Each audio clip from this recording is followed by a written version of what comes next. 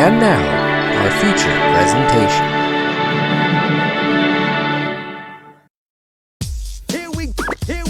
Here we go again. So they're finally back. It's been a long time. They're bringing you a brand new rhyme. You loved them all in DK6 Foul, and I bet you're wondering, where are they now? DK Donkey Kong. He's the leader of the bunch. You know his name, but behind the scenes, he's not the same. After DK64, he got into guns. Now he hunts endangered species just for fun. But his coconut gun still fires in spurts. If he shoots you, you'll probably die. He's older, meaner, and wealthier too. He's the first member of the DK crew. DK. He loves guns. Tiny Kong's back, so listen up, dude. She can shrink in size to suit her mood. Now you may have heard that the bees are dying. Well, the truth about Tiny is horrifying. She's killing all the bees. She's killing all the bees. We don't know why, but she's killing all the bees. She can float through the air and climb up trees, but Tiny Kong's a murderer of bees. Goodbye, bees. He has a funny face. His limbs are long, but Lanky never felt like he belonged. He earned a degree in a college town and decided to work as a sex ed clown. Now he has a penis puppet and a vulva puppet too, and he'll give a creepy lecture just for you. DK. Just for you. And next up, Diddy Kong hits the stage. Just like Gary Coleman, he does not age. His face is youthful like Peter Pan's, but he's a bitter old bastard who hates his fans. He's angry, horny, libido's wild, but women won't date him cause he looks like a child. That might explain his job, which you won't forget. He blogs for Diddy, Pepe, Trump, MRA.net. DK. He needs love. And then there's Chunky. He's dead. DK. Chunky's dead. DK. Now the song is over. Come on, crank it. Take it to the fridge. Crank it. Oh man, Crank is dead too. Crank is in the fridge. Oh no. Wow. That's terrible.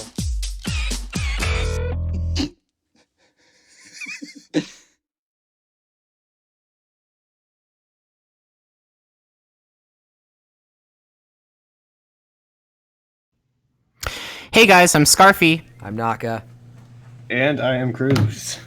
And welcome to Subwuffer Entertainment Treehouse, a determinedly drunk, geeky, and cheerful podcast where wolves we house and we entertain, bringing you all latest entertainment news. So that's a lot like a music appreciation class. We talk about what's going on in certain topics and see how people react to them in certain ways. And that song that you were listening to was... It was the DK rap, Where Are They Now, by Brental Floss. Brental Floss is pretty good. He's dead. Yeah, wait, Brental Floss is dead? No, that's part of the song. And then there's Chunky. Wait, is this He's it? dead. DK rap, but everyone is dead? That's where the he's dead part comes There from. it is, Brental Floss. But it's DK rap, Where Are They Now? Oh, that makes sense. So anyway, how are we guys? How are we doing tonight, guys? Championship implications. Championship. I will get into it in my spiel about NASCAR later, so don't you worry about that. How are you, Krüz? It's going to be spiel. Well, it's a mix of happiness and anger because, well, I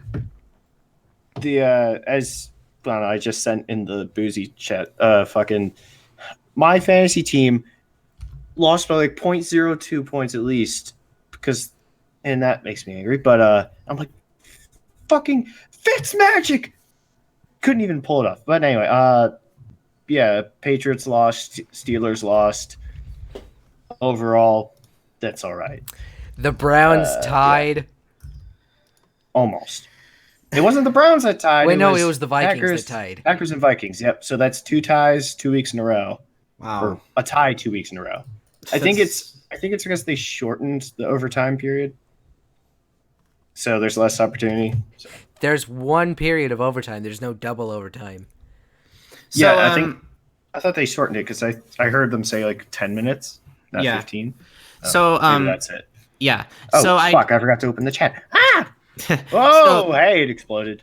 Not Krüz. I really need to talk. Yeah, you can talk. The thing just went. All right, so guys, I do need to bring something up, and I do have to address the elephant in the room. Kyle was supposed to join us, but unfortunately, he's having a little bit of complications. I tried everything with him. He tried everything with me. Apparently, the timing was just not as ideal. I think I should have spent a little bit more time trying to connect with him, and unfortunately, just as he was trying to connect with me, it doesn't, Hangouts does not always connect the very first times because, that's just how Hangouts works. It's stupid. It doesn't make a lot of sense. And it really bugs the hell out of me. I tried everything to connect with him, but unfortunately he, like always, he's going to have to be, I don't want to be a dick about this. He says that he's happy to be part of the show, even if it's just in the audience. And quite frankly, that's good enough for me.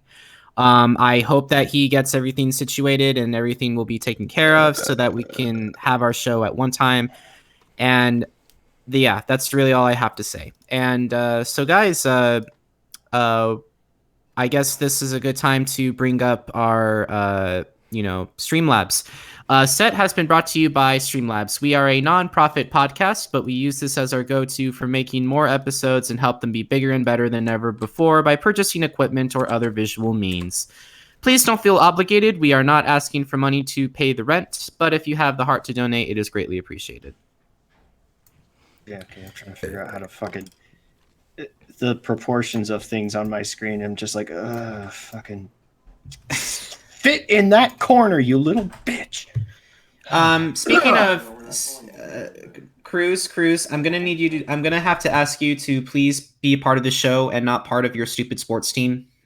Well, the Ravens played Thursday, dude. It's been over for a little while.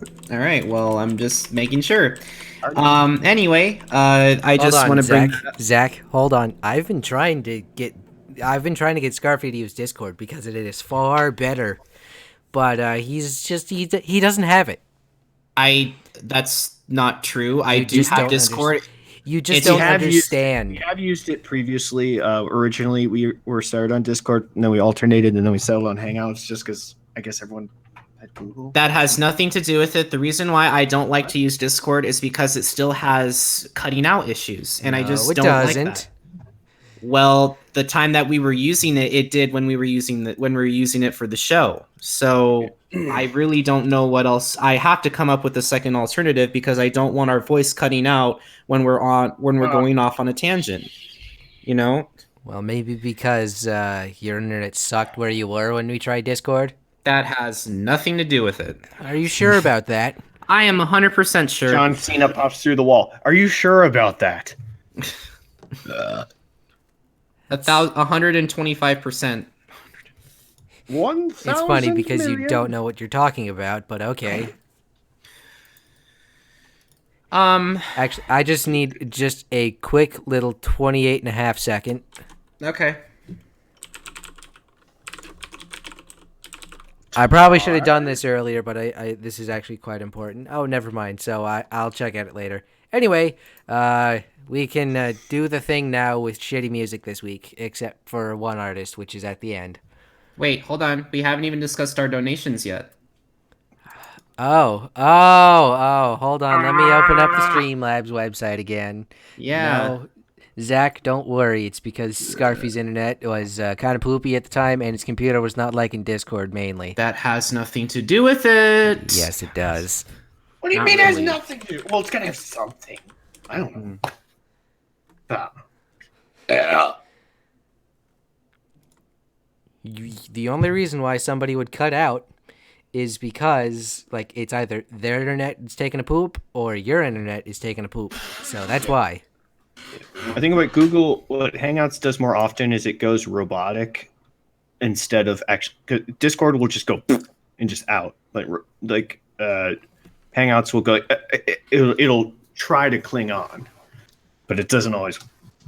Then again, it doesn't always sound that great. What the fuck is on my shoe? That, and I think your computer was starting to have like CPU, or it was starting to have issues at the time. So it was, but like that can be part of it. That can be part of it. Hold on. Like even still, like even a year before, it was still cutting out. So I don't understand why. Like I don't. It might have been the CPU. I don't really know, but quite frankly, I just am afraid to take that chance because it's like I don't want us to cut off at the end of a sentence. It really bothers me. I can't stand it. I can't take that. Yeah. No. We could set it up so that Hangouts is on but muted, and then if anything happens, you can use it as a backup. Anyway, hold on. Let's see. If I remembered how to use Streamlabs, hold on, give me a moment. Well, I guess the only thing I'm concerned about, or just not concerned, but it's like, fucking words. I'm just hoping that this is, providing adequate shitting entertainment. Not like, I'm trying to think of bathroom reading. This isn't reading. Yeah, we got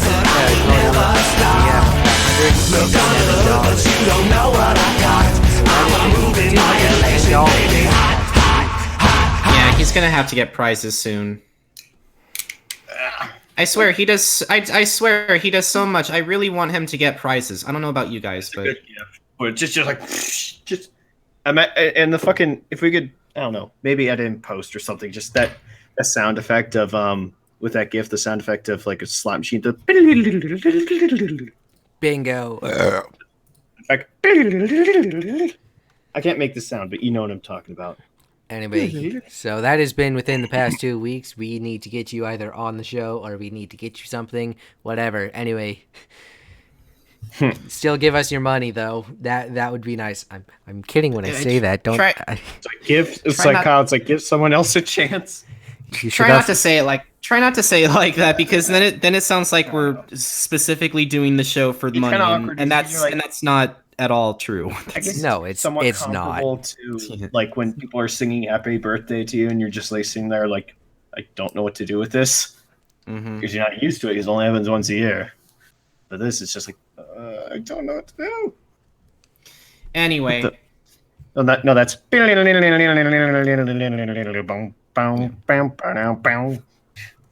Anyway, Krüz, it is time for you to start our wonderful agenda that you have brought us with. I don't know that I'm wonderful. And I hear that all of these people, besides the last one, are shitty. Yes. Generally. But there is better stuff coming. I think the first up is, as I mentioned, is going to be Beartooth. Then at least a third of the album is already out, but yeah, we'll still have to save it for then. First is it's another thing that's involved with crying. I don't care if it's good or not, but I still want to cry. Get it? Because this album, or EP as it's supposedly called, is called Good Cry. I almost typed in "cry pretty," dang it, but I looked back, saw the different word. I'm like, oh. Yeah. The last thing, but yeah. Sorry, I started the other side. September 21st. The last thing we really need in music is to discount Miley.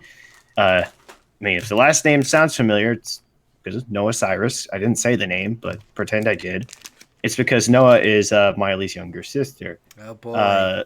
Apparently, and there's also Trace is like a bass player or something. I mean, I really don't have much to say about this because it's just like it's discount Miley. It's like there's really nothing special about it. I actually have something. I actually have some interesting trivia to point out. You know Noah Cyrus, right? Yeah, and I think I might know where this is going. Well, but- yeah, she was in a Studio Ghibli movie. Yeah, she Ponyo. was Ponyo, and guess who played the boy? Nick Jonas, the younger brother of the yeah, Jonas she's Brothers. in the English dub, right? Yeah, and English, yeah, dub. isn't that just like the perfect combination of everything that you hate in a pop about a pop group? I think I don't know because I think that was Okay, Yes, I don't understand why you did that, but please don't do It's that. a little bit different than other things because pop musicians have been musicians in quotes have been in movies before as voices, but like rappers too, and Right. but that's usually after they have a musical career. This I think that was before she really started, I guess. Yeah. But I don't think she went into whatever she was doing for voice acting, more so for music. But I don't know, it's a little bit different, but I noticed that it sometimes is a trend. I don't know, I mean, fucking even LeBron James is in fucking the Smallfoot movie or whatever. Yeah. I'm like, I don't know. Still a better rapper than Le'Veon Bell. What do you have to say regarding this, Naka? Don't care. Hate it. Bye. You really want to move on, don't you? Yes, this shit All right. sucks. I mean, I make it a point to get the worst out of the way first. That's the good thing. Unless you're doing like the Grammy Awards, then you have to announce the best first and the worst last, because that's just how shit works. I know it's Or like you announce the best stuff, not even on camera. Yeah.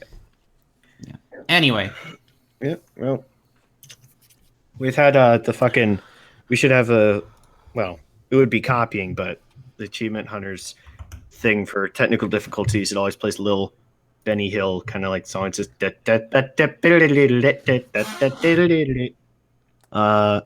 next thing is more I don't know, well, tropical themed. Sigala, Brighter Days. It's something a little more tolerable. The debut album from the British DJ Sigala, called Brighter Days, as I just said, also coming out September 21st. Unfortunately, over the past few years, certain parts of EDM have come overly entangled with pop, partially because of the pop singers being involved with it, but it sometimes becomes really hard to tell the difference between what's pop and what's, if it's leaning more towards the style of the singer involved, or if it's leaning more towards the style of the DJ involved. This one, kind of close to that, but not too bad. It's not too pop-ish. Still distinctly like dance music, but it's more the type that caters to having like a pop chorus and more focuses more on lyrics than how the sounds are. Because I mean, Zed is a kind of artist that can do both. He's been leaning towards the pop side more so, but at least earlier in his music's made more like creative sounding stuff, like his remix of Breaking a Sweat. I don't know. That's all good. so I don't really have much to say regarding this album at all. I listened to it; it's nice sounding, but even still, it's not something that I would personally, enjoy. Although the lyric video is kind of cool, I guess. If we're talking about sort of EDM pop music mixture, I would consider Marshmello to be in that kind of group. And because NASCAR was in Las Vegas for, the start of the quote-unquote playoffs, Marshmello got to get a ride on what's called Media Day in the Daytona 500 winning... in the person who won the Daytona 500, he got to go ride for a burnout session and donut session, and all it's just appealing to normie, and all the drivers have their Twitter logos on the side of the vehicle to appeal to suburbanites in some middle America or middle Canada who actually don't know any intricacy about the sport. It is rooting it, Normie Ree. All right, Normie Ree. My Normie Ree rant is out of the way. Yeah. But basically, NASCAR is trying to appeal to all the yuppie cocksuckers in the world that want NFL playoffs, except it's not the way that motor racing should be. Yeah. What's the problem? Expansion versus the success of expansion because, of course, you had hockey, you had the fucking Coyotes, which is yeah, and conversely, the Knights did really well in a market that was not anticipated to be good for hockey. But so it's a win. It's either a great win or a big financial loss. Oh, that's how that goes. Yeah, but I don't really anyway, talk about that with fucking riding onto the sunset of an orange peel. I it reminds me a little bit of like there in certain video games where you can just drive your car into the dock and the sunset is there. That's what the cover reminds me of. Music overall, not my cup of tea, but it's not like, oh my god, turn this off. It's the kind of like not my cup of tea. It's like, oh, you know what? I'll give it a listen if it's on the radio and there's nothing else on. Google Hang-ups. Anyway. Oh yeah. I don't know. Now I'm thinking of was this guy in one of the movie trailers? The next one? I don't know. I think he might have been. But anyway, his name is Josh Groban. Josh Groban, huh? At least he's not trying to be Ed Sheeran, which when he does the Just a quick question for both of you. Do you really hate Ed Sheeran? I just don't care about pop music. I hate what he's become more so now because it's more like just trying to be like, which just makes my fucking skin crawl. I'm in love with the shape of you. Don't tell me that. By the way, don't tell me that song doesn't sound like the fucking Rugrats theme. Okay. I don't know if it does. It's the same like little xylophone saying do do do do. Well, it's a different note sequence, but it's a different note sequence. Same principle. Yeah. Yeah, and also about this picture, something about the. I wrote in my memo thing. It's like something about Josh just makes me have that shiver you get when you see a spider or something. I guess it's an aversion to pretty boys in general, but then also because this picture of him makes him look like Ao Oni. Ao Oni. I love just a little bit. If you know what Ao Oni is, it's just like this purple goblin, not goblin. Isn't that a game? Yeah, it's like this. It's based on like a Japanese troll or something, and what like one eye's bigger than the other. Just like his face looks pretty much like the fucking Ao Oni. Yeah. And then always like the loud fucking music comes in. It's just like da da da da da the whole time he's even like in screen. It's just that constantly. Man, that photo. Whoever did the cover, whoever did that Photoshop is terrible. I love what Grayson. The lighting. The lighting is wrong. I love what Grayson just said. It looks like Idina Menzel who pasted on last minute. Yeah, I couldn't really find for some reason, some albums, the image search is very reluctant to show the actual album cover and shows like tour posters or whatever instead. But this is close enough, I guess, to what it is. At least it's his weird looking face. I guess regarding to the music, it's not overly sappy. It reminds me a lot of John Mayer in a kind of way that's just slow, not pop, but like just mellow music in general. Yeah. But yeah, the album is called Bridges, which I guess you wouldn't have guessed by just looking at his face. And it's coming September 21st, like the others. I forget what song I linked. It was The River or something, which is like, I think it seems more like something that's meant to have emotional value. I would have to study the lyrics a little bit more, but I get the feeling it's something at least genuine, not meant to be like overly sappy bullshit, you know.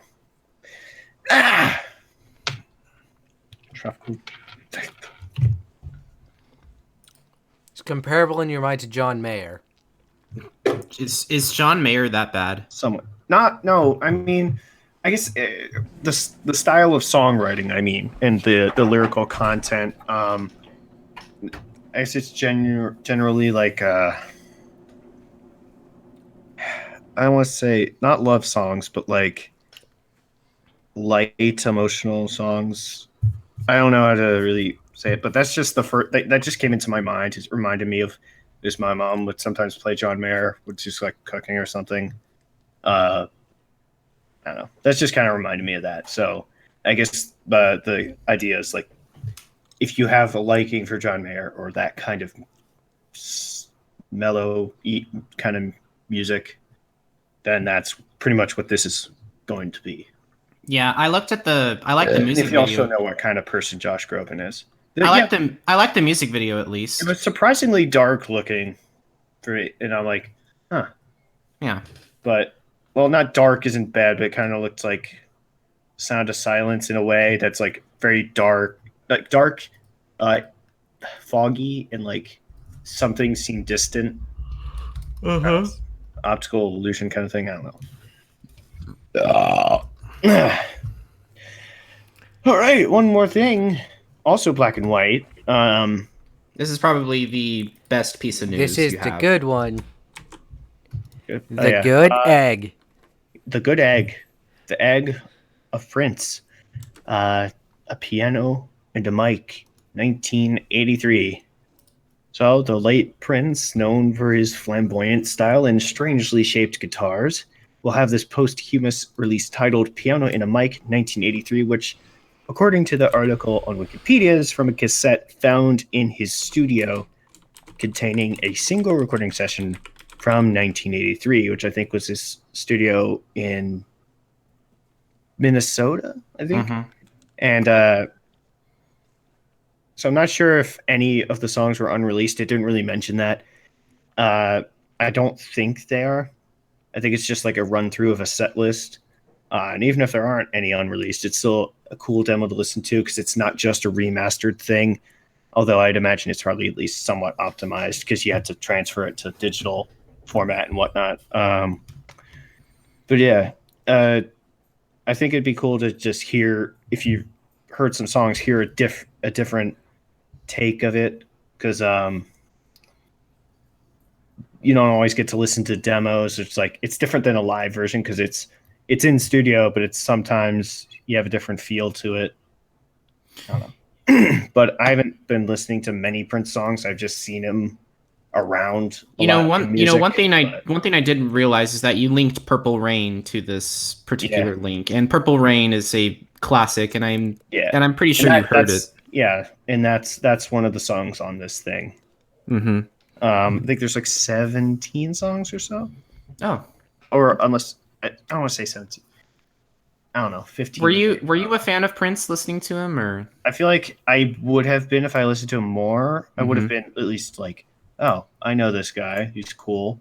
But I just didn't ended up listening to him specifically. Like, I didn't isolate my listening to him. So whenever I heard him, I would not have recognized it. But I can definitely tell. I could tell more so in his appearance. I remember more his like appearance in like stage presence than his actual music, and that says something about what kind of performer he was. I guess one of the things is why I pointed this out was the weird guitars in all kinds of weird fucky shapes, which is something that's generally there's not a lot of. I mean, there's a few guitar players who are known for their specific guitars, like Eddie Van Halen, of course, known for the classic red, white, and black stripe design.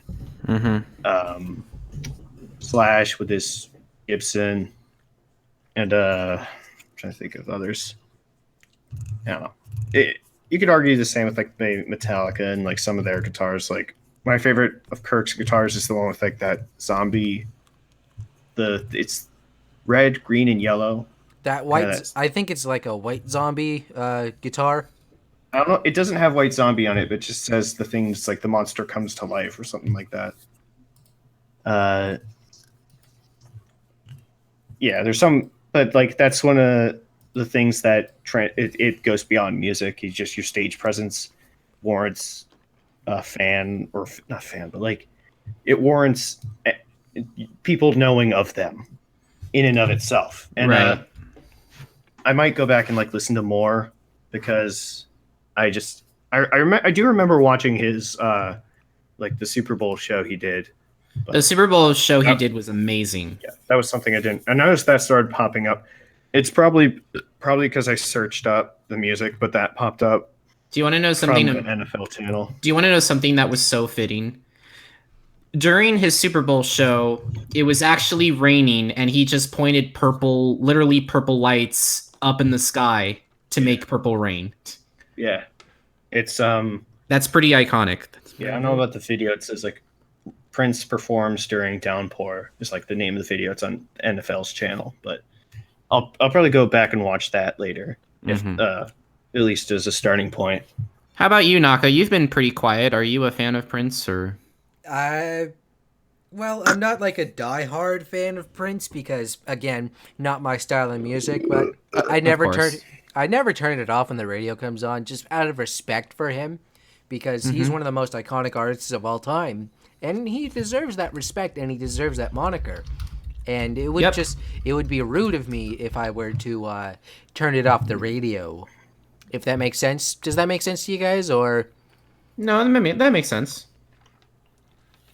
Anyway, I wish I listened more to his music. I heard he was a very, very good. He was a very big fan, and I heard he was a very big person. Is what I meant to say. But there's also some image. I forget King, Queen. Like King, it showed Elvis. Queen, it showed Freddie Mercury. Prince showed Prince. Duke. I forget who it showed for Duke. It was some player. And then at the bottom it said, "And don't forget the Joker," and it showed Lemmy. I was like, so good. That's actually kind of cool. Yeah. Anyway, of course, Lemmy's holding his bass up like a gun, just like. But yeah, that's it for music, and I guess Las Vegas is going to be the theme again today. Well, this whole weekend it was NASCAR playoff related stuff at Vegas. This is how kind of screwy the schedule has been for all the series, is that last month, apparently the first race of the playoffs in the truck series was at Canadian Tire Motorsports Park, and nobody knew about it until that race. So the second race of the playoffs for the truck series was on Friday, and it was a pretty good race. And they're not going to go for another month until they get to Talladega, so that's how bad the truck series gets screwed out of everything. The Xfinity Series playoffs were pretty much decided yesterday at Vegas, and go Ross Chastain. He needs a full-time ride in a great car. But and then today was a wreck fest and a bit of a shit show, but it was entertaining nonetheless at Las Vegas Motor Speedway for the South Point 400, which Brad Keselowski has now won 3 in a row, and he has locked his way into round 2 of the playoffs. Next week, we go to the former playoff cutoff race at Richmond Raceway, or Richmond International Raceway, whatever it goes by. And Krüz... It's RIR, yeah. Krüz, if the race is on Saturday, which I believe it is, if you want a show, you want to go to that race, because it's going to be intense. I don't think I'll be able to go because, well, when I went like 2009. My dad took me because it was some gift to him from clients, and we got to go in the middle and see the cars before the race, which was really cool. But it'll probably be on TV. Yeah, I think it was a pretty cool venue. Yeah, see some intense stuff. I don't watch racing often, but I always, if there's no other sports on, that's what's on, and because there's a TV in the little deli at the university, and that, so I sometimes see it every now and then. And some people are wondering why the title is Championship Implications.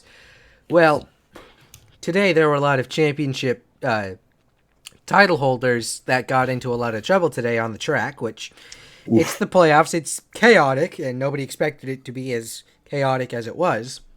Okay. But right now, it is the season finale for IndyCar, which I've been paying attention to more and more recently. And there were major championship implications on the first lap, which not a whole lot of people got to watch because NBC decided to pull a major FU. And they decided to put the race on CNBC, and they didn't really tell anybody about that. So, why CNBC? Why don't they just can we to another channel?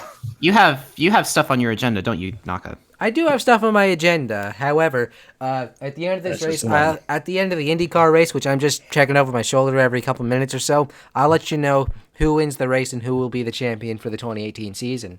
But All right. Bum, bum. but we have a game.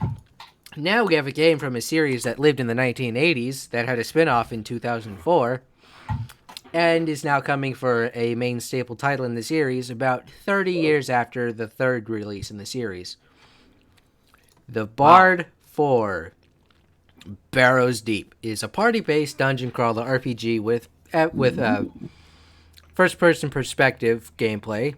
It's a franchise that, again, started in the 80s and then remained dormant till 04 when In Exile Entertainment took over and made a spin-off title. And in 2015, CEO of the company, Brian Fargo, announced plans to create a fourth game in the main franchise that actually carried on from the trilogy that was stuck in the 80s.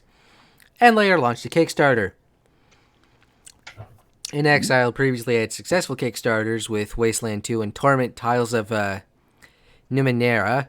Tides of Numenera. A game that I believe we covered that, didn't we?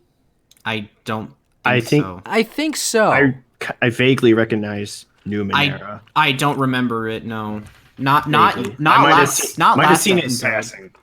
Yeah, Like, it's not been a actually. while, but I It's- recognize that name now that I think about it. And it only Alright. took 13 days for the Bard's Tale 4 Kickstarter to pass its target. Unreal Engine 4 and the dev team is using photogrammetry, so I'm assuming using photos with depth perception and 3D photography to create textures for 3D objects.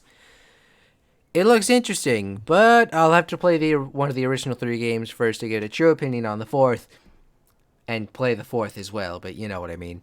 It comes out on the 18th for Steam, PS4, and Xbox One. Sweet. I looked at the trailer for this, and it almost seems like a VR type, game. It did look very cinematic, which it did say gameplay trailer, but if that's gameplay, that's like real fucking buttery smooth. Yeah, that's really good. And I don't know if this is a game that I'll personally like, but hey, for those of you who do care, I mean, it's there. I did get I haven't played it. I know people who've played it like it, but I've got a demo for Octopath, which I haven't bought yet. But then again, I've got other games I got to pay attention to, and other games to waste time on, which is an endless cycle. But if I can get around to it, I'll at least pick up one of these games coming out. Yeah, I think I did. Well, not to spoil, I did look at some of the next few because they're relevant to where I can get them. But if nothing else, this looks really well made with a photogrammetry, because that's how you say that word. I guess there's a word for it, and that's what makes it look damn good. Yeah, that's really all I have to say about that. Alright, so can we move on to a title that was released originally only for the Vita? Remember that Sure. thing? Sure. Yeah, remember that? Who remembers the Vita? Vaguely. Labyrinth of Refrain, Coven of Dusk remembers. It was a Japan-only Vita title coming out in North America on PS4, Switch, and PC because fuck the Xbox One, am I right, guys? On the 18th. Crickets. Shh, shh, shh. Set in the town of Refrain, Labyrinth of Refrain revolves around a cursed underground labyrinth where people cannot survive very long, so City of Ember. Despite that, a certain witch comes along and volunteers to explore the labyrinth. She is the owner of a legendary book called Yoro Rekete. Rekete. Rekete? Rikuchi. Yoro Rekete? That's better. Which role the player fulfills. I'm sorry, I'm a little out of it. I had a long day yesterday, but You had a long day today, didn't you? I had a long day yesterday, especially because I'll get it. It's not a topic for on stream. It's nothing inappropriate, but I'd rather just not deal with it on stream. Okay. Together with the witch as his owner, the player challenges the dungeon. The player walks through the dungeon using a first-person view, which allows the player to navigate it in fixed increments. A dungeon is presented using simple 3D computer graphics. After a random encounter, a Pokemon battle, the party of the player battles a group of monsters which are presented as 2D sprites in a turn-based battle, a Pokemon battle. Because the player character is in a book, the witch in the game creates dolls that do the fighting for the player. Dolls are sorted in 6 classes, so-called facets, Astronautes, Shinobushi... Faucets. Facets. Faucets. They come out of the There's faucets. no U. There's no U, that's why it confused me. Astronauts, Shinobushi, Theatrical Stars, Pure Fortresses, Marginal Mazes, and Mad Raptors. Imagine calling yourself a Mad Raptor. It sounds like fucking because Game Grumps played not Tecmo, but it was some other kind of like a football game, and like the cities had dumb names like that, like the Chicago Fighters or something, the Vegas Showdowns. Yeah. It kind of reminds me of that. The Mad Raptors. Let's see. Wielding 2-handed weapons, an Astronaut is balanced in defending and attacking. Shinobushi specializes in speed and dual-wielding swords. Theatrical Stars use special weapons called spell bells, allowing them to support other characters in the party while not doing direct damage to opponents, so PSI Magnet, I guess. Well, not Magnet, PSI Healing. Or PSI Life Up. What? Life Up Alpha and Life Up Beta. There we go. Let's see. Just making them up now. Pure Fortresses are the tanks of the game. They have tough armor and can take heavy hits. Marginal Mazes use special spells called Donam, which they use for support of other party members. They also perform flame, mud, and fog-based attacks by using special weapons called Eclipse Stands. Mad Raptors use weapons called Hyaka Yumi, that shoot out flame, mud, and fog-based attacks. The game releases again for the PS4, Switch, and PC on the 18th, and not the Xbox One because fuck the Xbox One. Am I right? You really don't like the Xbox One, do you? No, I love the Xbox One. That's what I have. Ironic from you being a freaking Seattle area fucker person. Why would I dislike the Xbox? It's literally the sponsor of your soccer team. It quite literally is. I'm just saying, some certain game devs hate the Xbox One because, Japanese only and computer is easier, I guess. I mean, Japan doesn't like the Xbox One. Well, yeah, because Sony and they're fucking... Sony and Nintendo, they're... Sony and Nintendo versus Xbox, so I don't know. Yeah, pretty much. Yeah, this screams RPG out. It really does. Every whole, like, even the sounds of like the voices is very much like I'm really feeling it. Like, there's a picture of like a newspaper article. It says Shulk. It says local man is really feeling it. It's pretty much like all of that, all your typical RPG, and I guess the combat is very intricate and very well thought out, it sounds like. So yeah, I mean, I could get it on the Switch, but there's other games coming out on the Switch. One of which is pretty much most of the whole rest of the list we got today. Wait. Do I have Spotify? As much as I can afford. Hold on. I completely forgot. I was thinking about doing a gag for this. Hold on. Let me open up Spotify real quick because I still have that sound. Because I can access it in my local files. Are you serious? Yes, I am serious. It's not going to take long. Don't worry. But do you want to get your thoughts out about Labyrinth of Refrain?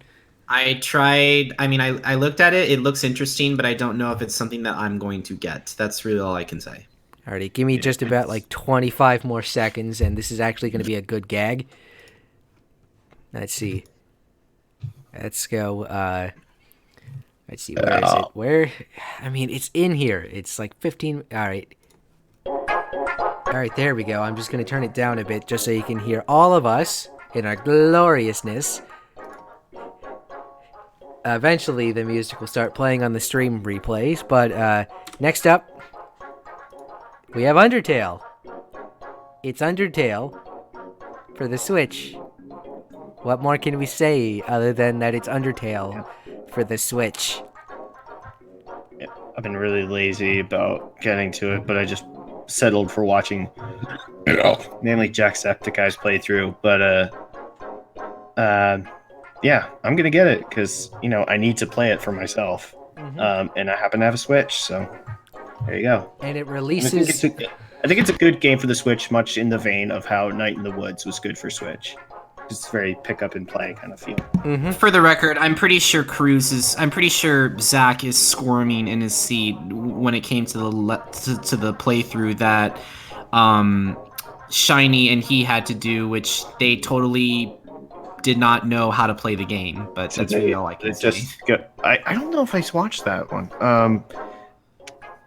Because Jack did it in a very distinct pacifist genocide. I don't know. Did they mix it up like that? What, Paragade? Paragade, I guess. Paragon like versus Renegade, but you combine the two. Middle of the road. Yeah. For the record, for those of you who actually play Undertale, I would hope that you would play its spiritual successors first. Well, Earthbound. Spiritual successors afterwards, yes. Earthbound, Final Fantasy VI, Mother 3, possibly Chrono Trigger, but Chrono Trigger. That's one I need to look at. Chrono Trigger is actually really good. And then I don't know. It's a game. There's a game I've been hearing a lot, mentioned a lot that I haven't gotten to play. Hyper Light Drifter. I've never played that game. I've never heard of that game. I think Jack mentions it a lot, and then, I don't know. I'm just like, I need to look at this. Yeah. Well, Cody. Cody, you're gonna have to get a Switch anyway. Maybe this is a game for you that you'll have to eventually get. All right. All right. Are we done? Are we done talking about Undertale? We are. It does release for the 18th for the Switch. However, it's already on PS4 and whatever computer that has access to Steam. And you're keeping the story and and especially the battle system an absolute minimum. Am I correct? Of course, it's Undertale. You need to experience it for yourself, preferably. Okay. But anyway, I can stop the gag now. I'd appreciate that, please. I don't know what you did. He played Dog Song in the background while we were talking. Because I have a... Yeah, that song. Mm-hmm. I have I think it's Annoying Dog, the small one, on my backpack, just because I can. Anyway, you were talking about our next big piece of news, right? Speaking of the Switch, we have Xenoblade Chronicles 2, Torna, the Golden Country, which I'm just going to call it the Golden Country because Torna just sounds a little bit weird. It doesn't flow off the tongue very well, so am I allowed to just call it the Golden Country? If you want. Just before you go, I do have to say something that's really going to boggle your mind. I have Xenoblade Chronicles 2 with me. I have not opened it at all. I haven't even played it. I've just been focusing on other Switch games right now. Because your ass has just been playing Breath of the Wild for 18 months. You've been begging me to play it. I mean, I need to get back into it as well. You also need to play the first one. You haven't finished that one. Yeah, because I got stuck in... You have to watch Chugga Conroy's Let's Play. I know. Again, because I'm lazy, and then other things came out. And I still need to play fucking more of Dark Souls, because I hate myself. Okay, but anyway, continue, Naka. Anyways, the first big DLC expansion that can also be used as that could also be purchased as a standalone. For the biggest, I think it's the biggest action RPG for the Switch. Would you agree with that? I would agree with that. However, I don't know how it will compare to other DLCs, specifically Splatoon 2, as well as the expansion pass for Breath of the Wild that you can pay for. I think so far it's, well, if not the biggest, probably the most prominent RPG. Probably. Right, Switch. Yeah. Just 'cause it got a huge, I guess, people liked it. It's a big game. And anyway, so this is for Xenoblade Chronicles 2. I'm pretty sure you probably would have fucking understood that by now.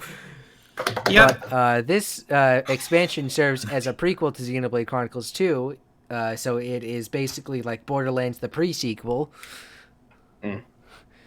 But when development of Xenoblade Chronicles 2, or XC2 as I will now refer to it as because I want to save a tiny little bit of time, XC2, Golden Country was actually one of the initial story ideas, but Monolith Software decided not to show it to Nintendo because it would significantly inflate budget costs and development time.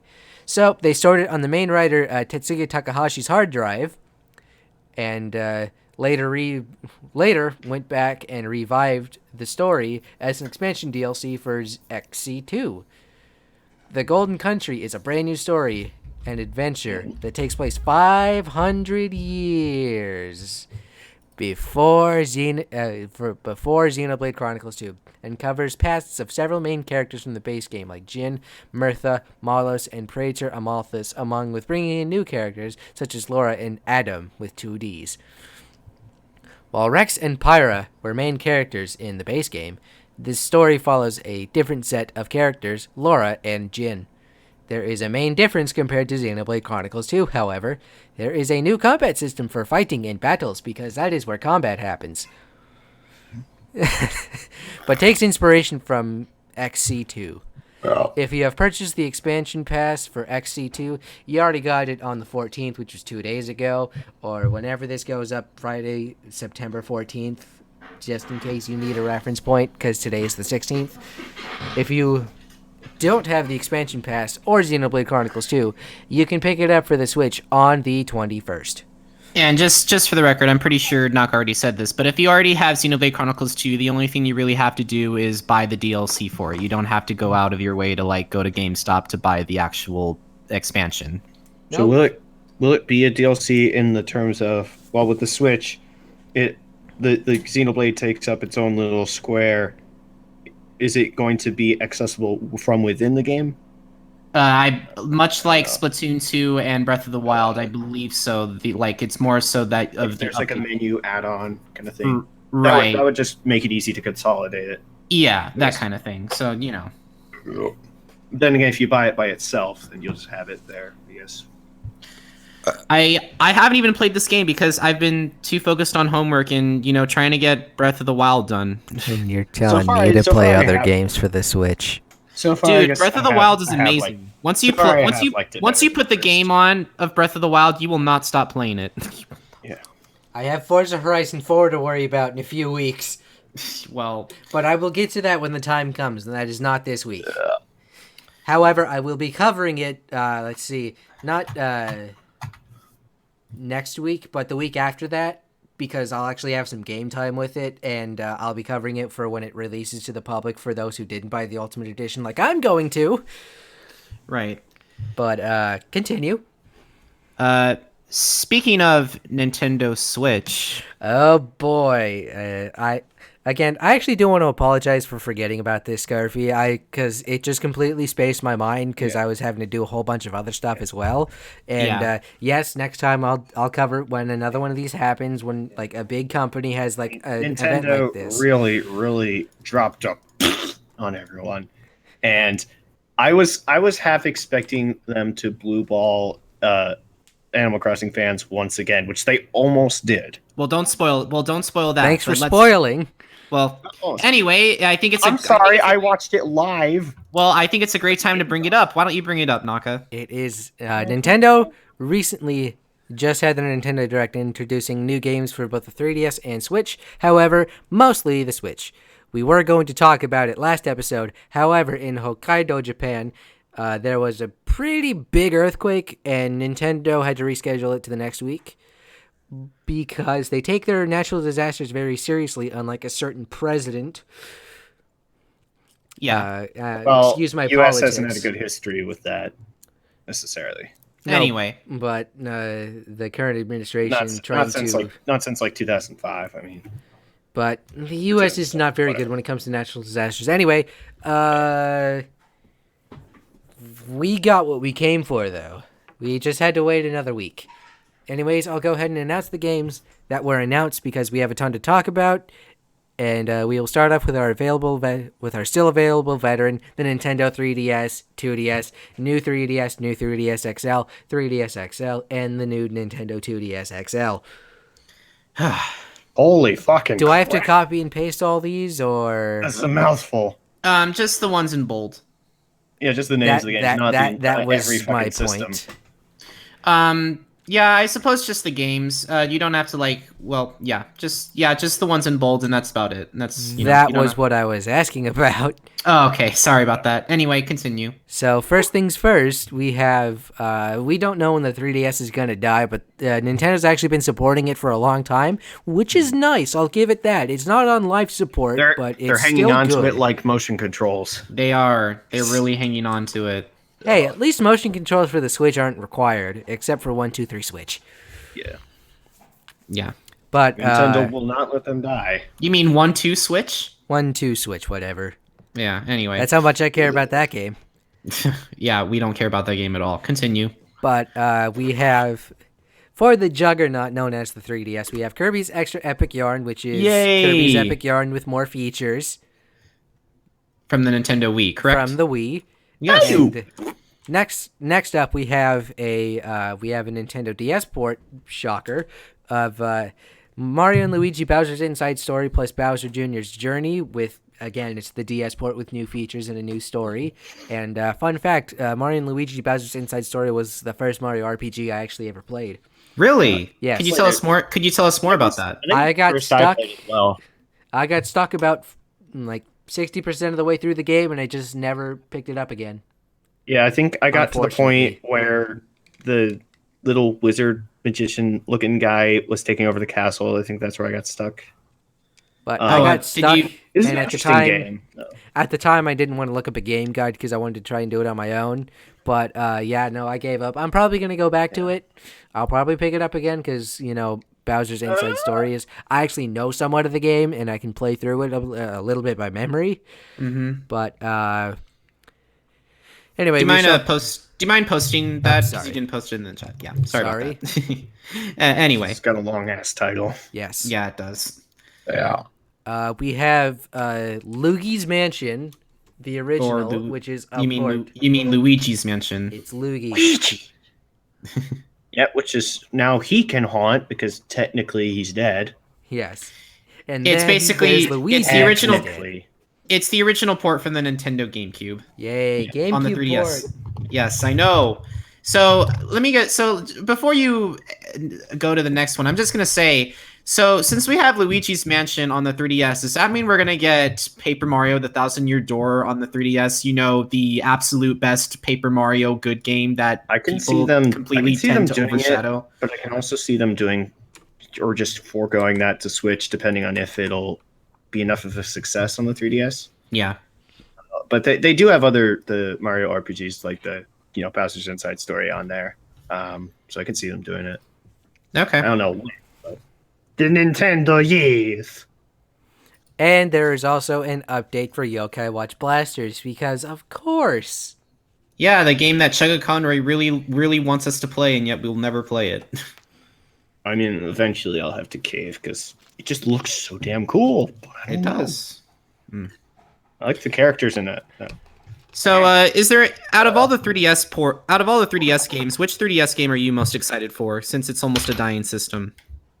Naka. Mario and Luigi's big giant turtle internal organs plus disembodied child story. Yeah, and something not blew my mind, but just like really made me think. I think it came up in some video. I think it came up actually in the Grumps live stream of this. They're like, "Wait, who is Bowser Jr.'s mom?" And we're like, "Wait, what?" So yeah. As far as my favorite game, I'm going to actually say I would have said Luigi's Mansion, but there's a reason I'm not going to. Which we'll find out. I'm excited for Kirby's Extra Epic Yarn. But I think I didn't get to play Kirby's Epic Yarn, so I think I'll do that. I played, what's it? The one where he's stuck as a ball, the Curse of the Mirror or something like that. Canvas Curse. Canvas Curse, yeah. Or the played that Rainbow one. Curse, depending on if you're playing it for the Wii U. And I'm not gonna lie, Canvas Curse is actually a lot of fun. You'll have a lot of fun playing it. It was a unique Kirby game. It was a little frustrating at times, but it was unique. I'll give it that. The final boss is ingenious. You're gonna love it. Yeah. Anyway. Mhm. Naka? Anyway, Back to the Switch. now we go to the Yay! Switch. Yay. First off, we have to talk about the very cheap alternative to Xbox Live and PlayStation Plus, Nintendo Switch Online. Well, I say cheap, but it's a lot better value, and you're paying a lot less money. Correct. Yeah, it is less, I think. For those who play multiplayer games like Mario Kart 8 Deluxe or Smash Brothers, you will need this service to play online games and / matches from now on, which is just online games. Or otherwise, the games that you hold become utterly useless for that aspect if you don't have it. So, basically, if you don't like playing Smash Online, or if you only play Splatoon 2 online, then you need to buy this service. But if you want to play it offline, then okay. So be sure to keep this in mind. However, Nintendo Switch Online does come with its perks. Okay. Because you did it in bold twice. Well, And I anyway. posted it twice. Yeah. You can play classic NES games both in one-player and two-player style using your Joy-Cons, and can be played online around the world, which is actually a pretty cool feature. I'm not gonna lie. Yeah, that's probably the coolest thing about them. I did not know that you can actually make an NES game play online. That's actually pretty cool. Like online Without an versus, or just emulator. online leaderboards. Yeah, pretty much. I was asking which one. I don't know. No, it it's depends. going to be like online play. Oh, cool. Yeah, it's really cool. I didn't know if it was just versus or like leaderboards or what have you. Like, There will also be an option to purchase NES controllers that will hook up to your Switch as Joy-Cons that cost $60. They cost $60 for the pair, but I still think that's a better value. I think it might also be it's easier to hold those, but they look kind of awkward on the Switch because it's like slightly bigger. Yeah, It's not fucking it's not rounded ergonomically, but I don't know. Cloud saves are now available for save data if something was bad to happen to your Switch, like you throw it in the microwave after throwing it off a cliff. Yeah, this part is Throw it off probably... a cliff, it lands in the microwave, then the microwave turns off. Honestly, I think this is the weakest part of the actual thing. Maybe it could be used for something great, but I've never seen anyone actually have a broken Switch, or maybe they did, and I just haven't seen it yet. All right, you can also connect to people verbally using the smartphone app and use voice chat playing certain games with the smartphone app. Here's my thing with this. Program it into the system and use a pair of headphones or a headphone adapter. See, this is the part that really bugs you, doesn't it, Naka? It's not. Why do you need your It's phone? not that hard. It's like, why do you need your phone? But then also, you can take it. I assume you don't have to be within a range of your Switch, so you can do that even when you're like, I don't know, you leave, so you don't have to like take off your headphones to leave or do something. I don't know. There's an advantage of that, but then again, that's not going to come up. That's not going to come up very often. So. It's not that hard to implement, okay? It's not. But I guess you might. I'm thinking like, because you might have to limit it to just when the Switch is docked. You couldn't do it when there's not really anything to plug into except for the regular USB, which I don't know if that would work. But because in the dock, that one is used for power. And one of the things that does kind of really bother me is the fact that, we went from the Nintendo Wii Shop channel to the Nintendo eShop, and now it's just strictly NES games. But I guess that's the whole reason why we still have a Nintendo Wii U laying around, or at least I do. But Nintendo. See, now that's only to play WiiWare titles because I can just do everything with emulators. You're gonna have to teach me about the emulator trick, because I still have my Nintendo Wii boxed and it's broken, and I have to go fix it. We have at home. We have a Wii that's half broken, and then a Wii. Well, the original Wii that we bought when it came out, it can no longer play Wii games. It can play GameCube games. But then we bought a new one later, which they took out the capability of GameCube game-play. Yeah, it's just really so stupid. it only plays Switch, so we have two Wiis that each I have a story about that. Okay, so I was going to go repair my Nintendo Wii for that. and they said that they wanted to give me a brand new Nintendo Wii, and I thought, okay, well that's pretty cool. They wanted to get me a Nintendo Wii that did not have the capability to play GameCube games on it. That's the they wanted to problem. get The you new the ones Wii don't. Mini. The new ones don't have it. No. It's a little thing called planned obsolescence, and it's Yeah, but then you have you have to love planned obsolescence. It doesn't make any. It's But so still, stupid. Despite that, you still have Smash Bros. Being like the GameCube one being insanely popular, and tournaments and shit like that. But then again, that's probably gonna lessen a little bit with the Smash Ultimate and the fact that you can actually plug in GameCube controllers for it. But yeah, I feel like I just want to go out and buy a fucking GameCube just so I can do that and play Need for Speed, Underground 2 again, stuff like that. Yeah. Nah, man, Anyway. you could get it for PC or Mac. Pretty much. Anyway, Naka, continue. And members will also receive special offers, and we don't know what they will be until they are announced. So the pricing, you may ask, there is a 7-day free trial to utilize it, after which the prices are $4 for 1 month, $8 for 3 months, and $20 for 12 months. And if you want to compare that to Xbox Live, it is $24.99 for 3 months. I don't know about PlayStation Plus because I don't do it. I assume it's around the same there. I mean, this is still a pretty insane value for Nintendo Switch. I don't know if it is. Yeah, it is. And I think even not getting to the family thing. I mean, I just purged. I got gold up until for Xbox until next year because I don't know. I like playing some online games, like Sea of Thieves, like doing and I'll definitely get this because I play the shit out of Rocket League and also like Splatoon. Some other, I don't think many of the other games are online, but yeah, there's Fortnite, but I don't play it that much. But and if you have a family, whether together or states apart, you may also purchase the family membership for $35 for 12 months, and it can hold up to 8 Switch accounts at once. No matter which membership you buy, they are far cheaper compared to Sony's and Microsoft's online services, which are still a pretty good deal, and it'll be arriving in 2 days. Yes. Does that mean that day is when you have to get it? You have a 7-day free trial period after the 7. I mean, say I go on Rocket League on September 18th, will it make me buy that on that day, or is it a 7-day grace period in general? A 7-day grace period in general. Okay. After the 7-day grace period ends, you will have to buy it. Okay. For the record, I should also announce that Naka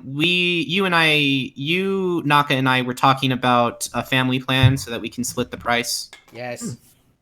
That might be something worth considering. I think it would be a very for 12 months. Yeah, that's a killer deal. And with the amount of people who are going to be paying for it, you'd basically be paying for like $450 a year if you had 8 people to attach to the account. Yeah, that's still a pretty awesome deal. But anyway, I didn't think about doing that. I mean, you could just get friends together and see if you can just all pitch in to get memberships for each of you guys. But is it going to be on? I don't know. We'll discuss details later, I guess. Yeah. Alrighty. Now some updates. We have Splatoon 2 and Mario Tennis Aces that will have the updates for their respective games. And isn't Mario Tennis Aces having support continue to the summer of next year? I want to say yes. They also added some new characters. I don't know the entire what's the word I'm looking for? I don't know the entire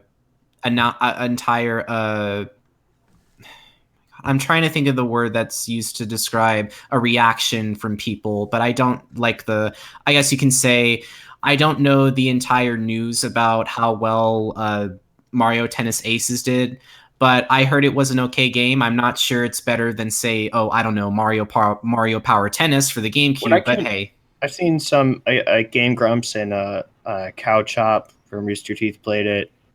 They seem to like it. Cow Chop made it into a whole bit where James is the coach and he kills everybody who doesn't win. Yeah, I think it's enjoyable. It does have some stuff to work out, and I think being an average game is fine for what it is. Mm-hmm. Yeah. Cody's been waiting for the next thing, I think. Yeah. Yes. So Starlink Battle for Atlas has Nintendo only exclusive shenanigans where you can play I call as shenanigans. where you can play as Fox McCloud and the Star Fox team, as well as Wolf, because Barry, I didn't Wolf job. Yeah. Okay, so I'm not gonna lie. It's pretty cool we just now got confirmation that Star Fox characters actually do eat. It's kind of upsetting, but at the same time, it's pretty damn funny. I can't let you eat that, Star Fox. I didn't know Wolf was British, but anyway. Anyway, Yeah, I don't remember. I remember just watching the trailer. I don't remember. He doesn't say very much. He just says like one thing, and then just like after eating something, and then leaves. I got a question for you. Tell me that Wolf does not sound like Jeremy Irons. Exactly. Yeah, I was just thinking about that. Yeah, You asked this 2 days ago. I know, but like even still, he totally does sound like it. You know what I mean? This guy? I mean, sure. Jeremy. Are you not interested, or? We already talked about this. Well, we didn't I'd talk have to about it on the listen show. I'd have Then to listen don't to him bring it again, up but I until can't then. believe it. Anyway, Hey, I don't bring up certain topics until I have to on the show, okay? all right. So just keep that in mind. And Pokemon Let's Go and Super Smash Bros. Ultimate have respective hardware bundles for the Nintendo Switch, and they will be released when their games are respectively released. Sweet. Let's see. I can't believe I have to copy and paste all this. Can we just leave this in the description, or do I have to copy and paste this whole thing? When you think about it, you're just copy and pasting the. It's not too much. You can just copy and paste like the like sentences of the entire bold print. Basically, it's not too much. You don't have to do it one by one. You can do it like 3 at a time, 4 at a time, however much. You know what I mean? All right. So That sounds a good number. So now games and sort of ports, I guess, and game updates. Mega Man 11, which is technically still in development. I think so, because there's only a demo for it right now.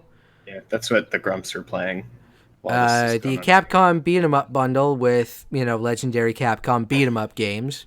Mm-hmm. New Super Mario Brothers U Deluxe, which is the Wii U Nisimbu game.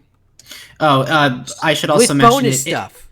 It also does come with Super Mario. It also comes with Super Luigi, as well. Super Luigi U. And you can Yes. play as Toadette and then transform into Peach for whatever reason. Yeah, because Nintendo's cool like that, I guess. All right. Next we have Katamari Damacy Reroll, which is a port of the PS2 game. This is a game that I actually heard is actually really damn good. I really want to play it. This is because I heard Katamari is actually a really fun game. I don't know about you guys. I don't know. Have you guys experienced Katamari or no? I know of it. I know of its legacy, but I've seen what it looks like, but I've never played it myself. I figured I might as well because I can. Mm-hmm. Well, I will be able to in the future. Right. Next we have Diablo 3 is coming to the Switch, as well as we know Super Mario Party has been announced, but there's more updates, so you can actually play online with people, so that's good. That's actually was not just something teased in the trailers and then dropped. You can actually play online with people. Okay, so I have a question. Are we all gonna get Super Mario Party to play online? Because if so, we really need to do that. Yes. Krüz. But Do you want to get Super Mario Party? yeah, I'll get it. It might not be the thing I get immediately, but it'll be something I get eventually. Okay. Whenever you guys want to get into it, I'll go and do that. All right. Next we have Town, which is a brand new Game Freak title. If you don't know who Game Freak is basically the company that makes Pokemon. So, I had to look it up, but yeah, Jeremy Irons is Scar. Yeah, I think he does sound like him. yeah. So this is interesting, but Let's see. City Skylines, Daemon X Machina, Yoshi's Crafted World, which is basically it's like a spiritual Woolly successor World. to Woolly World. and tabletop gaming are coming to the Switch. These are all just coming to the Switch or being like updated, I guess. Oh, by the way, guys, tabletop gaming is not really a title. It's just by Asmodee Digital. If you don't know who that is, you really need to look it up. It's like a little arcade collection thingy, I guess. Yeah. Let's Anyway, see.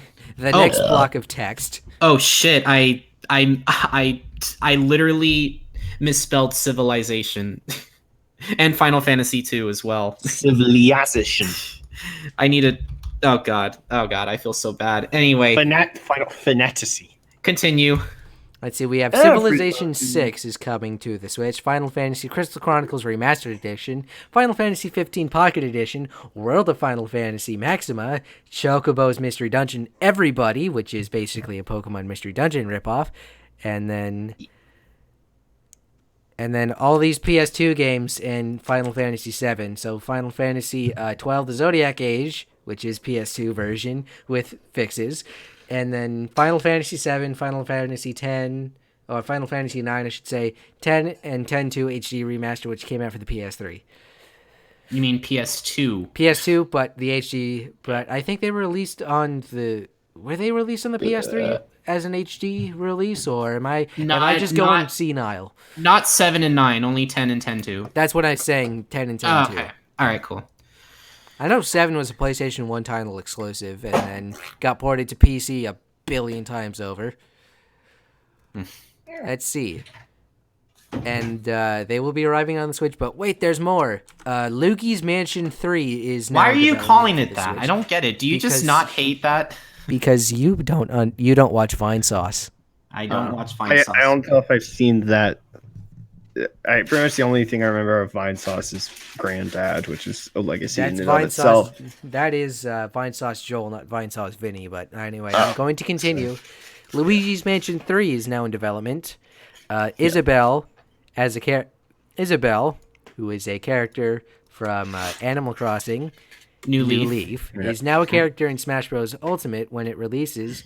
They couldn't have picked Waluigi because he is number 1, but they're gonna do that. They're gonna pull that out of their ass at the last second if they're doing it. If they are doing it, it's gonna be the day before the release. They add in the Peach reskin, but not Waluigi. You really like Waluigi. And this is where Waluigi number 1. This is where I thought they were gonna completely take the piss and just announce Isabelle for Smash and not a new Animal Crossing game. And then the misery that would have ensued. And then there's also a new Animal Crossing game coming out in 2019 for the Switch. Nintendo almost pulled out a Marvel. I'm just gonna say that. Yeah, I was like, Nintendo, are you seriously about to do this to your Animal Crossing fans again? Yes. They're like, nothing at E3, nothing at Gamescom or whatever. Like, now they do it. But yeah, Luigi's Mansion 3 on the Switch is why I'm not going to get, because I've played the original on GameCube, so I just figured I might as well get 3 on the Switch. I'm just gonna. I'm not gonna lie. I'm not gonna lie. I'm gonna be really honest. Nintendo Switch has everything now. Like, there's no way the Nintendo Switch can disappoint us now.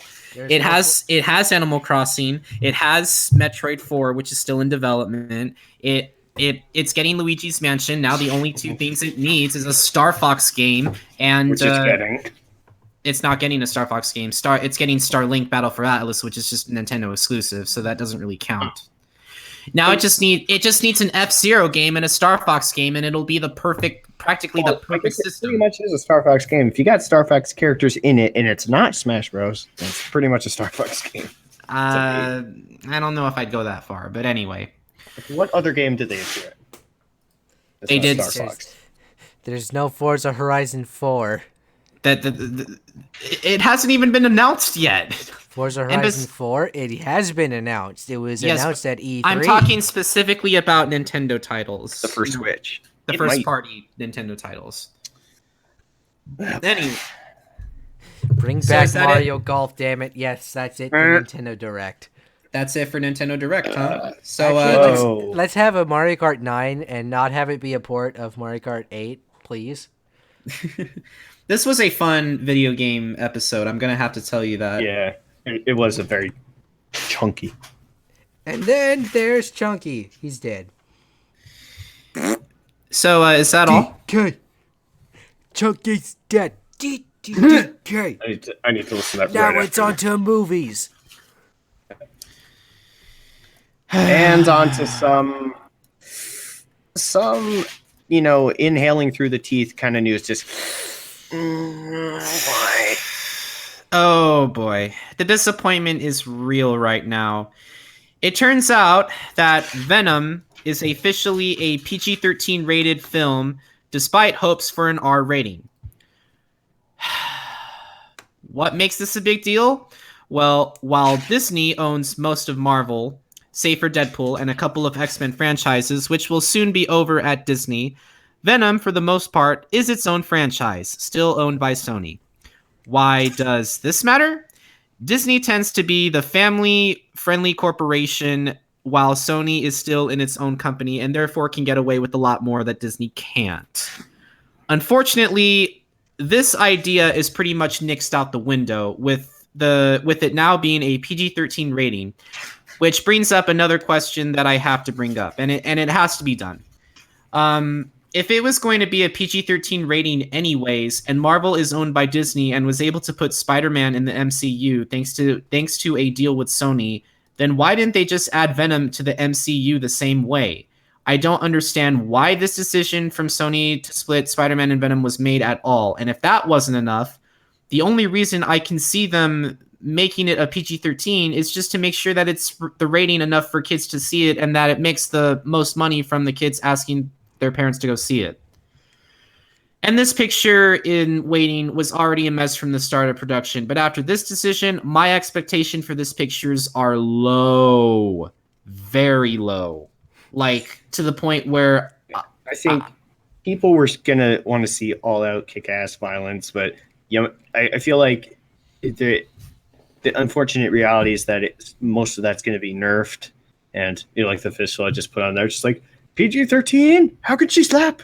But I think what I saw in the article was mainly just so it can be on level with Spider-Man, so that they're nerfing it now so they don't have to do it later, when I guess eventually it would tie in with Spider-Man, if not the whole MCU. Yeah. Because I think what they want to do is flesh out more of the Venom and like symbiote story of it. I'm just gonna say this right now, and I hate to sound like a dick, and I'm gonna say this right now. I hope this movie bombs. I really do. I hope this movie does really horrible for Sony, and Sony will just inevitably will ask Disney, "Hey, can you buy us, please? Buy us, please." And that's really all I can say. I think the longer that it stays split like this, the worse things are going to get for both. At least for the Venom sub franchise, I guess you can call it. So, and Naka, what is your opinion on this? Way to shit the bed, Sony. Not only, as much as Spider-Man for the PS4 is great, it's not like a 10 out of 10 game, but I've heard it's really, really good and that there are flaws with it. I think it should also be out for PC because not everybody can afford $450 worth of new equipment and video games. PS4 exclusive. Eventually when PS4 emulation comes around, it'll be great, but I have to wait for that for like another 6-7 years. Comes around. Or when crossplay is actually a thing, but Sony is the best place to play when it comes to PlayStation, so anybody else with any other system will die. But really, what about this particular matter? Seriously, Venom is not a PG-13 character. He is an R-rated character. He's gonna go kill some prostitutes on the streets of New York, snort some cocaine, and then that's just gonna be his morning routine. I thought that was Carnage's morning routine. Well, maybe they both share the same morning routine. No, Venom is much more different from Carnage. Carnage is a lot more darker. Carnage is the only other one I know of specifically. I knew of Venom in the older days of like when I was into comics and stuff, but I didn't really know more of like that there were other ones like him. So which I think The It'd be only cool. the only reason why this movie is even made is just because they want to appeal to kids. They want the kids they want kids to see this movie. That's the only reason why it's a rated PG-13. They don't want to take their chance to a rated R because if they did, they're afraid that their parents are not going to take it to see them. That's the only reason why. It's just I don't know. I find this news just incredibly frustrating. Disappointing. It's very disappointing. Yeah, it's just Out. like Yeah. I have no expectations. My expectations are bar none for this movie. I have nothing. I feel nothing from this movie at all. I'm only going to see it just to see how bad it is, and that's it. Yeah, I don't think this is gonna be quite like how people were with like Justice League or whatever. Like people, I don't know if people necessarily had like good expectations for that, but that movie kind of was just cursed to be relatively mediocre. I mean, that was supposed to be their, maybe not their Infinity War, but maybe at least their Captain America, their Civil War movie. But it didn't really get there. So I think that's probably what this is going to be like. It's not going to be too bad, but it's just not going to have enough substance to be It's still like gonna a be state. shit. It's not going to be like, I think it might just be a see it and forget it, not like a staple in like. Do you hope MCU or that whatever. after this movie, Sony will get their head out of their ass and actually give the properties back to Disney? Yes. I mean, it's and the illusion that they're making this look. They're trying to make Venom look dark and raw, which I appreciate, but unfortunately, I don't think we're going to get as much of that as we would anticipate. Yeah.